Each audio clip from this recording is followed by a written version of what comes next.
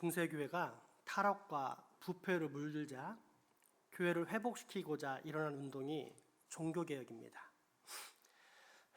이때 타락이나 부패란 윤리 도덕적 차원을 넘어 영적인 차원까지를 포함합니다. 교회란 깨어진 하나님과의 관계를 이어주면서 성도들을 계속 은혜 안에 거할 수 있게 만드는 구원과 연합의 공동체인데, 당시 지도자들은 마치 소경이 소경을 인도하듯 자꾸만 성경에 없는 내용을 가르치면서 교인들이 지옥의 구렁텅이로 향하도록 만들었습니다. 그러자 종교개혁이 일어난 것입니다. 이때 종교개혁자들의 모토는 오직 성경으로 다음과 같았습니다. 현재 로마 천주교가 성경을 자기 입맛대로 맞게 변형시키고 해석하여 적용하는데, 이것은 배교의 행위요, 우상숭배와 마찬가지다. 그러므로 우리는 이제 다시 성경으로 돌아가야 한다. 하나님의 말씀이 전하는 바를 있는 그대로 따라야 한다. 그러므로 이때 개혁이란 현대인들이 흔히 생각하는 뭔가 진보적이고 신선한 것을 추구하는 새로움의 추구가 아닌 전통으로의 회귀, 곧 하나님이 하신 말씀을 있는 그대로 해석하고 지키려 했던 말씀 회복 운동이었습니다. 그러나 이러한 개혁을 로마 천주교는 받아들이지 않았고, 결국 개신교라 불리는 현재 우리가 속한 개혁교회가 탄생하게 됩니다. 이에 대해 로마 천주교에서는 흔히 자기네는 큰 집, 개신교는 작은 집이라고 주장하지만, 우리 개혁교회에서는 하나는 잘못된 집, 또 하나는 올바른 길로 다시 들어선 집이라고 말합니다. 어느 쪽 표현이 더 맞을까요? 아무튼 당시의 상황 속에서 종교개혁자들은 교인들에게 참 기독교가 무엇인지를 올바른 성경 해석을 통해 가르칠 필요가 있었고, 그런 고민 가운데 태어난 것이 루터의 소교리 문답, 칼빈의 제네바 교리 문답, 벨기에 신앙 고백서 같은 교리 문답들입니다. 그 중에서도 로마 천주교와 다른 개혁교회의 믿음과 신앙생활의 내용을 가장 보편적으로 잘 소개하고 있는 것이 현재 우리가 배우고 있는 하이델베르크 교리 문답입니다. 자, 그렇다면 여기서 질문을 하나 할 수 있습니다. 이처럼 오직 성경을 기초로 생성된 교리 문답은 믿음의 순서를 따라야 할까요? 아닐까요? 당연히 따라야 할 것입니다. 그렇기에 하이델베르크 교리 문답은 핵심적인 성경 개관을 설명한 후에 곧바로 우리가 믿어야 할 바, 즉 우리가 반드시 갖추어야만 하는 신앙의 고백에 대해서 다룹니다. 이 신앙 고백이 무엇이겠습니까? 그렇습니다. 예수님과 함께 살았던 12사도들의 신앙 고백, 곧 참 믿음의 대상이었던 하나님, 예수님, 성령님에 대해 증언을 하고 있는 사도신경입니다. 그래서 지금 우리는 하이델베르크의 교리문답의 순서를 따라 사도신경을 배우고 있는 것입니다. 그러므로 이 시간 먼저 우리가 믿고 있는 것이 무엇인지, 아니 만약 내가 기독교인이라면 반드시 믿어야만 하는 신앙의 내용이 무엇인지를 다시 한번 점검해 보도록 하겠습니다. 사도신경입니다. 나는 전능하신 아버지 하나님 천지의 창조주를 믿습니다. 나는 그의 유일하신 아들 우리 주 예수 그리스도를 믿습니다.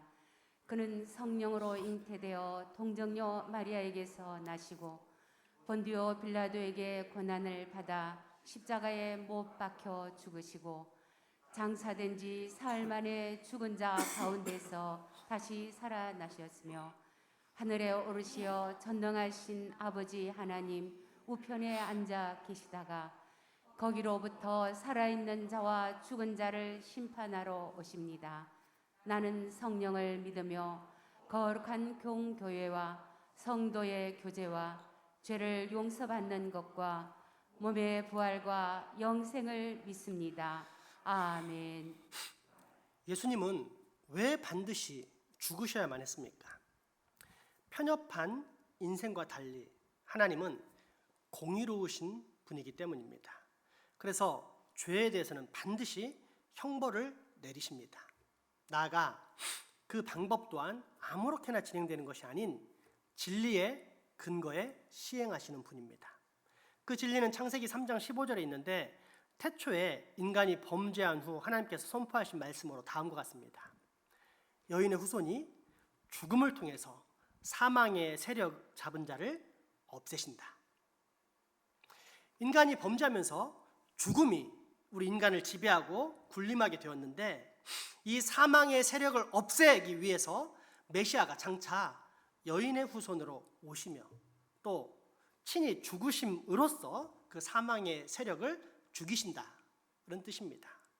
때문에 예수님은 그처럼 하나님의 공의와 진리를 따라 반드시 죽으실 수밖에 없었던 것입니다. 이것이 하이델베르크 제40 문답의 내용입니다. 왜 그리스도는 반드시 죽으셔야만 했습니까? 왜냐하면 하나님의 공의와 진리가 그것을 요구하기 때문입니다. 다른 방법은 전혀 없고 오직 하나님의 아들의 죽음을 통해서만 우리의 죄값이 치러질 수 있기 때문입니다. 아멘. 그런데 어떤 이들은 이런 예수님의 죽음이 가짜라고 합니다. 잠시 기절한 것이다. 또는 제자들이 몰래 빼돌린 것이다. 등등으로 주장합니다. 왜일까요? 왜 그런 거짓말을 할까요? 십자가에 능력이 있기 때문입니다.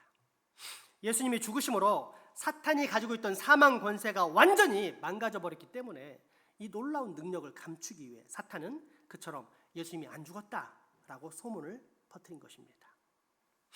그러나 예수님이 정말 안 죽었습니까? 죽었습니다. 이 죽음에 대한 사실은 성경과 역사에 분명히 드러났는데 무엇보다도 무덤이 그 사실에 대한 명백한 증거입니다. 41문답입니다. 왜 그리스도는 무덤에 묻히셔야만 했습니까? 그것은 그리스도가 진정으로 죽으셨다는 사실을 입증합니다. 아멘. 그런데 이상합니다. 예수님이 우리 때문에 죽으셨다면 우리는 죽지 않아도 되는 것 아닙니까? 그런데 왜 우리는 여전히 죽어야만 합니까? 이에 대해 하이델베르크 요리문답은 먼저 우리의 외적인 죽음은 예수님의 죽음과 다르다는 사실을 명시합니다. 예수님은 아무런 죄가 없으시지만 우리를 위해 죽으셨습니다. 그러나 우리의 죽음은 그처럼 다른 누군가를 위해 죽는 것이 아니라 그저 죄 가운데 태어난 인생이 원래 정해진 대로 육체의 죽음을 죽는 것뿐이다 라는 사실을 알려줍니다. 하지만 그 이유가 완전히 달라집니다. 보통의 사람들은 이처럼 죄 가운데 태어나 육체의 죽음을 죽고 이후 영원한 처벌을 받게 되는 둘째 죽음, 즉 영원한 사망에 이르게 됩니다. 하지만 예수님을 믿고 새롭게 태어난 자는 육체의 죽음을 죽고 난 뒤 절대 둘째 사망은 당하지 않는다는 것입니다. 왜냐하면 예수님께서 내 대신 그 영원한 사망을 당하셨기 때문입니다. 그러므로 예수님을 믿는 자는 죽음도 유익합니다. 왜입니까? 크게 두 가지인데 첫째는 죽음으로써 이 죄악의 세상 가운데서 구원을 받음.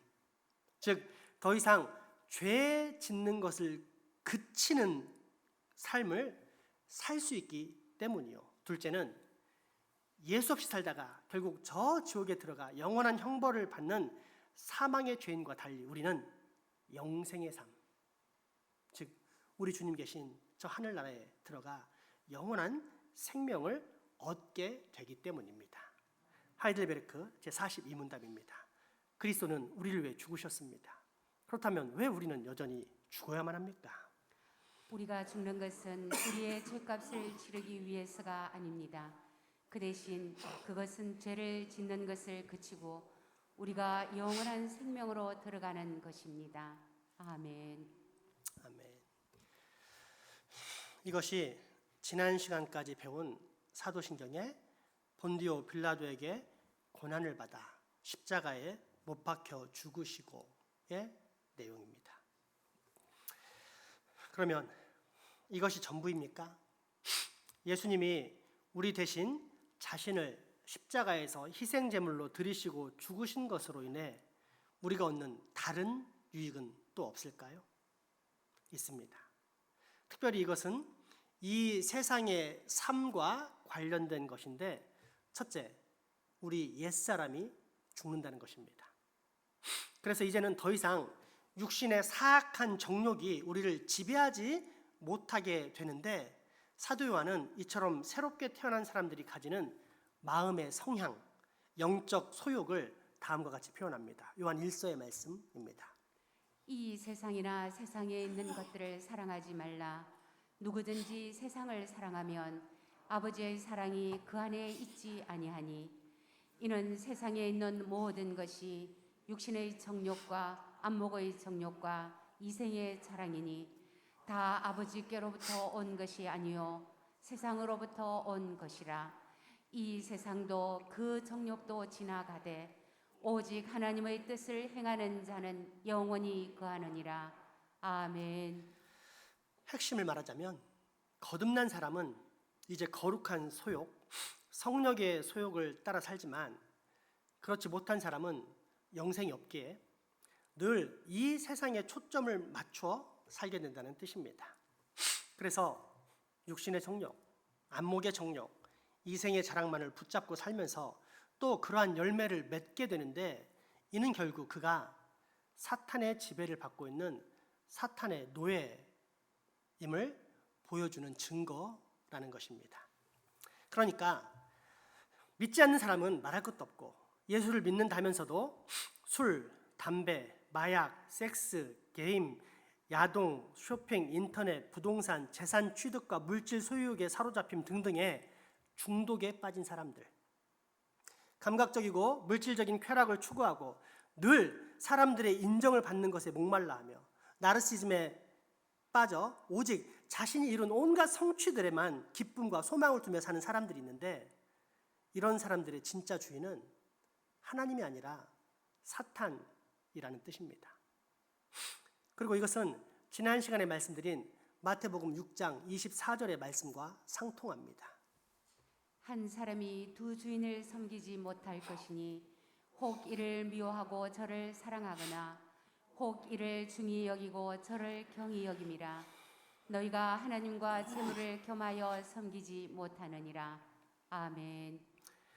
요약하자면 교회 다닌다는 것이나 또는 난 예수 믿습니다 라고 입술로 고백하는 것이 참 믿음의 증거가 아니라는 뜻입니다. 대신 예수님을 구조로 영접하는 것, 다시 말해 예수님이 나의 구원자이자 내 인생의 주인이라고 고백하면서 실제로 예수님을 주인으로 모시면서 살아가는 것이 참 믿음의 증거라는 것입니다.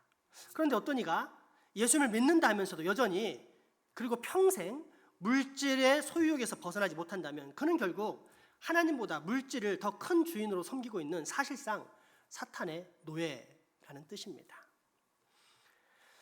그러므로 이러한 사탄의 노예에게는 당연히 노예 의지밖에 없습니다.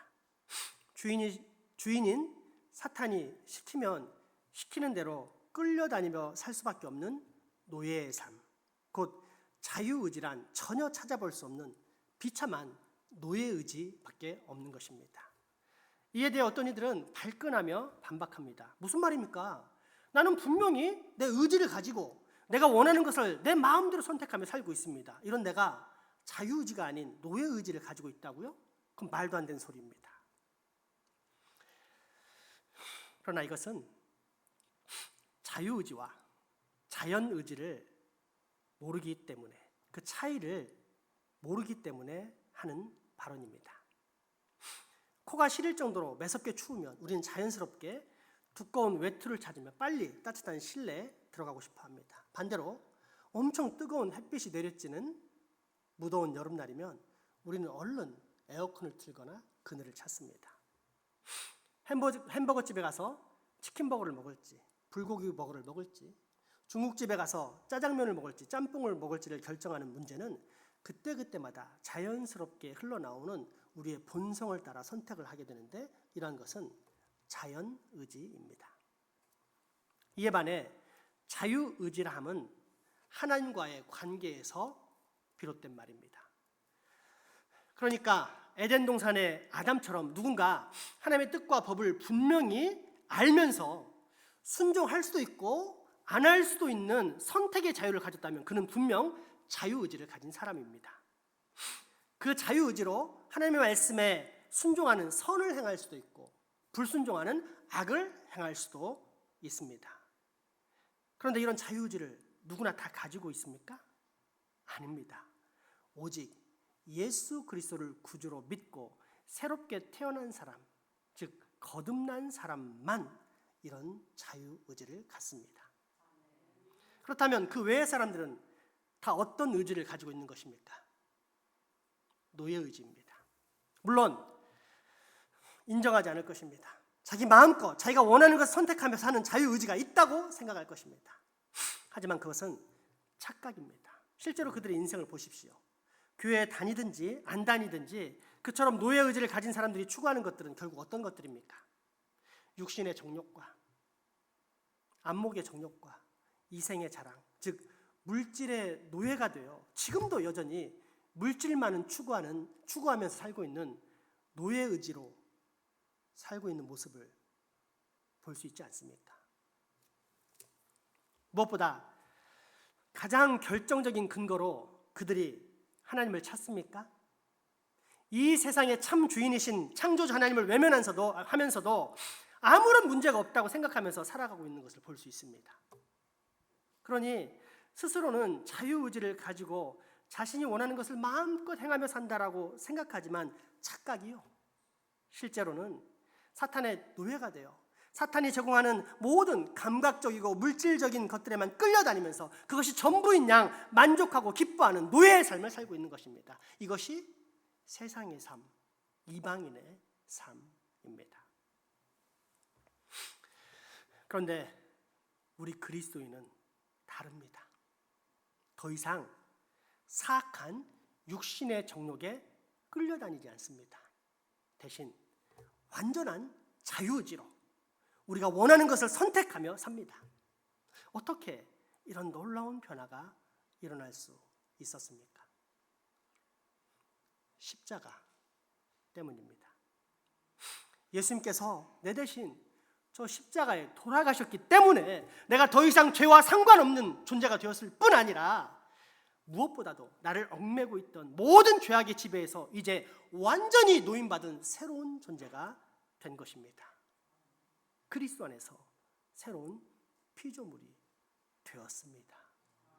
이 놀라운 구원의 사실, 십자가 은혜를 오늘 본문은 이렇게 선언하고 있습니다. 내가 그리스도와 함께 십자가에 못 박혔나니 그런즉 이제는 내가 사는 것이 아니요 오직 내 안에 그리스도께서 사시는 것이라. 이제 내가 육체 가운데 사는 것은 나를 사랑하사 나를 위하여 자기 자신을 버리신 하나님의 아들을 믿는 믿음 안에서 사는 것이라. 아멘. 아멘. 그리고 이처럼 새 사람이 된 우리는 또 다른 유익을 얻게 되는 것인데 그것이 두 번째 유익인 우리 주 하나님께 나아가 감사의 제물로 내 자신을 드릴 수 있게 되었다는 것입니다. 아마도 어떤 이는 이 사실에 대해 의아할 수도 있습니다. 왜냐하면 아무 데나 나가서 예배드리면 되는데 뭐가 문제라고 이런 생각을 가지고 있기 때문입니다. 하지만 이것은 거룩하신 하나님과 역겨운 죄인과의 관계, 곧 원수와 진노의 관계라는 것을 잘 몰라서 하는 이야기입니다. 우리가 믿는 하나님은 우리와 다릅니다. 단 한 점의 티도 없고 흠도 없고 그림자도 없는 완벽하게 거룩하신 하나님이십니다. 이를 달리 말하면 하나님은 그 어떤 죄악도 참아보지 못하시고 허락하지 않으시는 불꽃같이 공의로우신 분이신데 만약 이런 하나님께 누군가가 이 사실을 깨닫지도 못할 뿐더러 거룩하게 구별되지 않은 채 함부로 나아가게 된다면 그는 반드시 소명을 당할 수밖에 없다는 뜻입니다. 이런 죄인과 거룩하신 하나님과의 관계는 밀랍 인형과 태양의 관계로 설명될 수 있습니다. 밀랍 인형이 저 뜨고 저 높은 곳에 있는 찬란한 태양이 너무너무 멋있고 존경스럽습니다. 그래서 그와 관계를 맺고 싶어서 하늘로 올라가려고 합니다. 밀랍으로 된 날개를 만들어서 홀홀 날개를 펼치며 올라간다고 생각해 봅시다.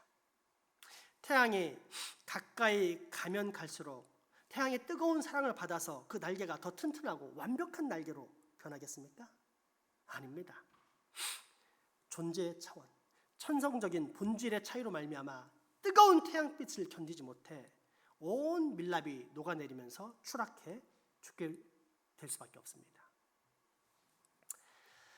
그렇게 실제로 하나님은 구별되지 않은 죄인, 사람을 당신의 임재에서 멀리 있게 하셨습니다. 잘못하면 다 죽기 때문입니다. 이는 출애굽한 뒤 신의 광야에 이른 이스라엘 백성들과 만나시는 하나님의 모습을 통해 잘 확인할 수 있는데 출애굽기 20장에 그 장면이 나와 있습니다. 한번 같이 보겠습니다. 여호와께서 모세에게 이르시되 너는 백성에게로 가서 오늘과 내일 그들을 성결하게 하며 그들에게 옷을 빨게 하고 준비하게 하여 셋째 날을 기다리게 하라. 이는 셋째 날에 나 여호와가 온 백성의 목전에서 신의 산에 강림할 것임이니 너희 백성을 위하여 주의 경계를 정하고 이르기를 너희는 삼가 산에 오르거나 그 경계를 침범하지 말지니 산을 침범하는 자는 반드시 죽임을 당할 것이라. 그런 자에게는 손을 대지 말고 돌로 쳐 죽이거나 화살로 쏘아 죽여야 하리니 짐승이나 사람을 막론하고 살아남지 못하리라 하고 나팔을 길게 불거든 산 앞에 이를 것이니라 하라. 아멘. 우리가 평소에 쉽게 부르고 흔하게 찾는 하나님을 진짜로 쉽고 편하게 만날 수 있다는 뜻입니까? 이 하나님을 잃어버렸기 때문에 현대 교회가 타락해 있는 것입니다.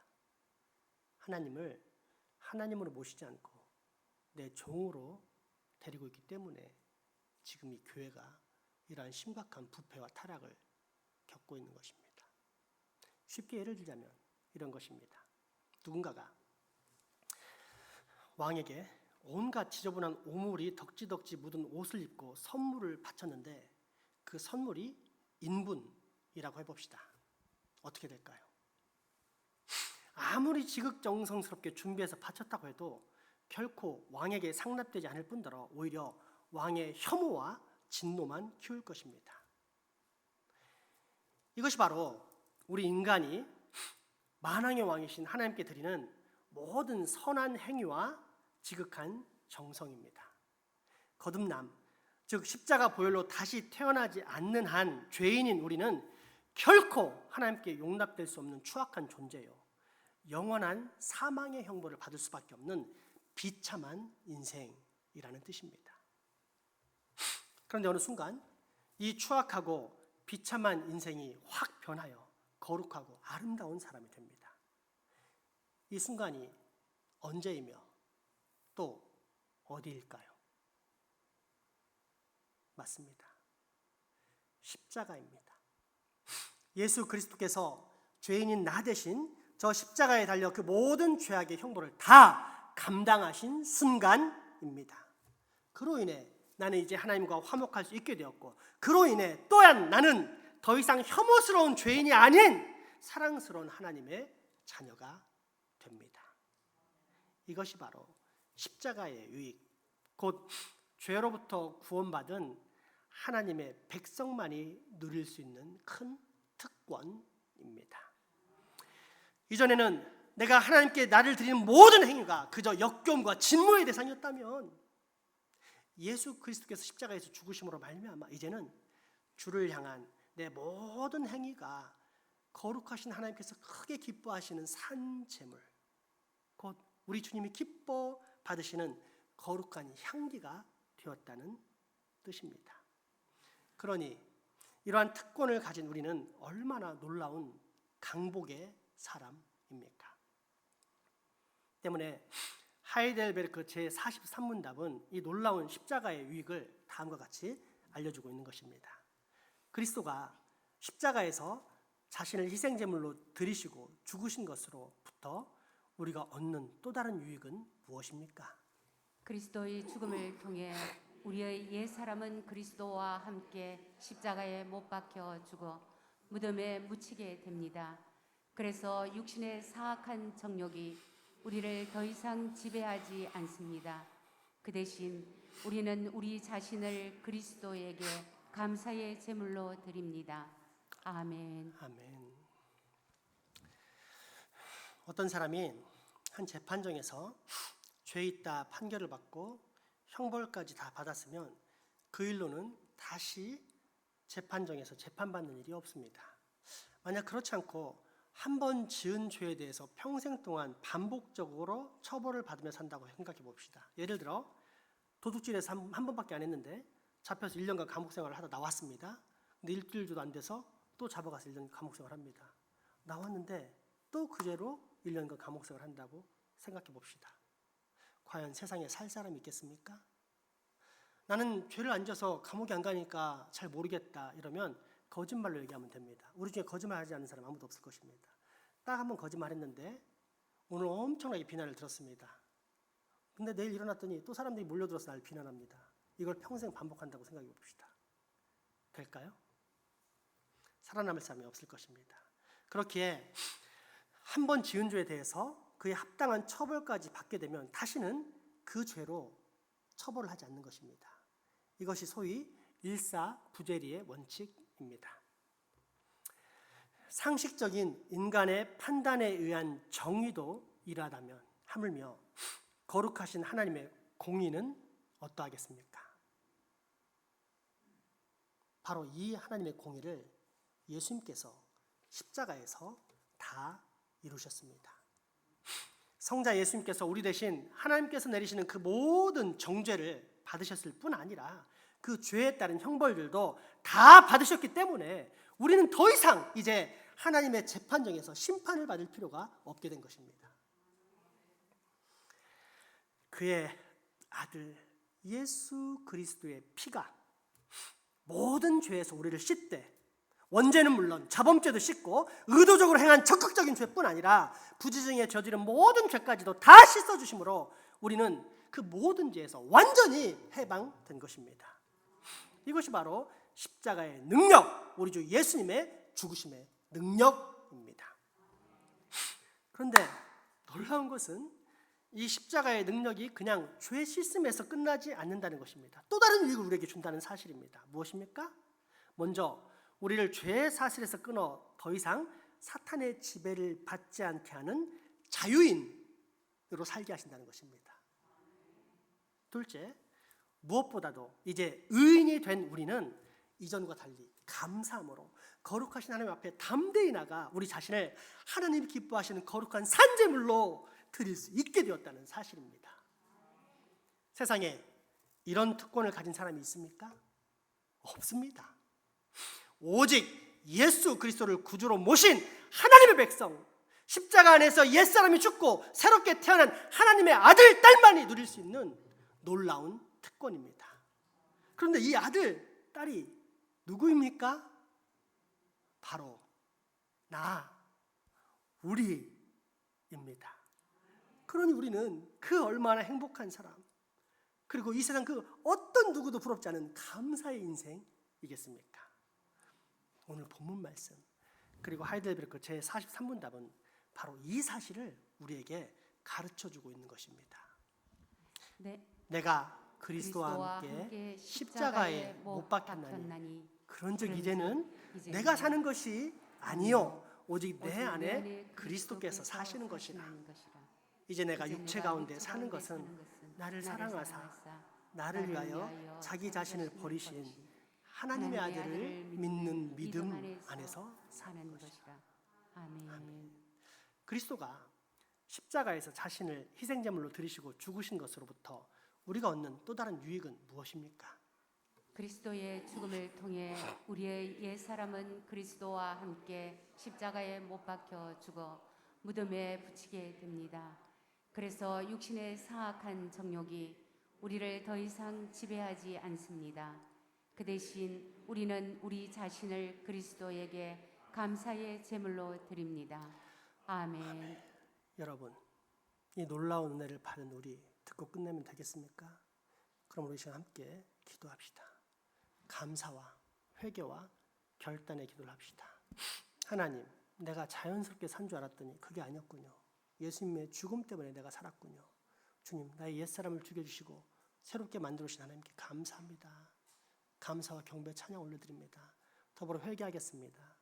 그렇게 거듭나게 하신 십자가의 죽음이 있음에도 불구하고 내 삶은 하나님이 중심이 아니고 예수님이 주인이 아니라 여전히 내가 중심이었고 물질이 주인이고 사탄이 주인이었습니다. 이 죄악된 삶을 벗기 원합니다 라고 기도하겠습니다. 그리고 결단하실 때 주여 이제 내 안에 그리스도께서 살기 원합니다. 그리스도가 내 인생의 주인이 되어 그분을 따라가며 살기 소망하오니 나로 그렇게 살 수 있는 힘과 능력을 주시옵소서라고 기도하는 시간 갖도록 하겠습니다. 기도하겠습니다. 아버지 하나님 도와주십시오. 하나님 오늘 우리에게 감사가 넘칠 수 있게 은혜 베풀어 주십시오. 아버지 하나님을 하나님으로 믿지 않는 이 세대 가운데서 이 타락과 부패가 흥행한 이 사회 가운데서 우리는 여호와 하나님을 하나님으로 믿을 수 있게 되었으니 얼마나 감사합니까? 그 모든 것이 우연이 아니요 십자가에서 돌아가신 예수 그리스도의 죽음의 능력 때문에 내가 이렇게 살게 되었사오니 하나님 그 은혜에 오직 감사와 영광 경배와 찬양을 올려드릴 뿐입니다. 그러나 회개합니다. 하나님 내가 그렇게 살지 못했던 것을 가지고 회개합니다. 만약 하나님이 나를 다시 살리셨고 그래서 예수 그리스도께서 내 대신 죽으셨다면 예수 그리스도께서 내 인생의 주인이심을 확고히 믿고 그렇게 살아가야 되는데 나는 자주 너무나도 빈번하게 예수님을 모른 채하고 내가 내 인생의 보좌에 앉아서 하나님마저 다스리는 삶을 살았던 죄인이었음을 고백합니다. 하나님 그러한 죄악된 모습을 내게서 거두어 주십시오. 내가 회개하오니 내게서 아버지 떠나가게 하시고 내가 이제 다시 변화되어서 새롭게 하나님의 사람으로 살아갈 수 있게 힘과 능력을 더하여 주시옵소서. 아버지 이제는 내가 내 안에 사신 예수 그리스도를 구주로 모시면서 살기 소망합니다. 나에게 있는 모든 사악한 육신의 정욕은 다 사라지게 하시고 내가 오직 거룩하신 우리 하나님 예수 그리스도만을 구주로 믿고 따르며 살 수 있게 도와주시옵소서.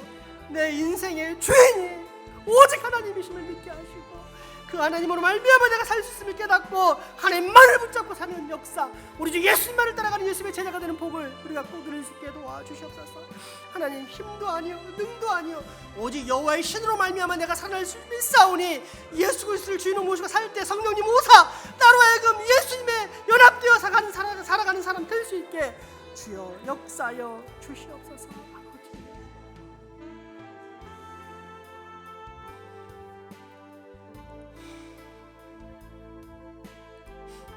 생명과 소망의 하나님, 오늘 우리로 주님의 십자가 죽음의 유익을 깨닫게 하시니 감사합니다. 더 이상 죄의 지배를 받지 않는 자유인, 그리고 내 자신을 감사의 제물로 주님께 드릴 수 있는 특권을 얻게 하신 우리 주 예수님께 내 모든 경배와 찬양과 감사를 올려드리오니 이 모든 영광 주님 홀로 받아 주옵소서. 더불어 이 귀한 은혜를 깨달은 여기 있는 모든 주의 자녀들이 단지 깨닫는 데서 그치지 않고 그 은혜를 충만히 누리며 사는 기쁨도 꼭 얻게 하여 주옵소서. 십자가에서 죽고 십자가로 사는 큰 복 꼭 누리게 하여 주옵소서. 예수 이름으로 기도합니다.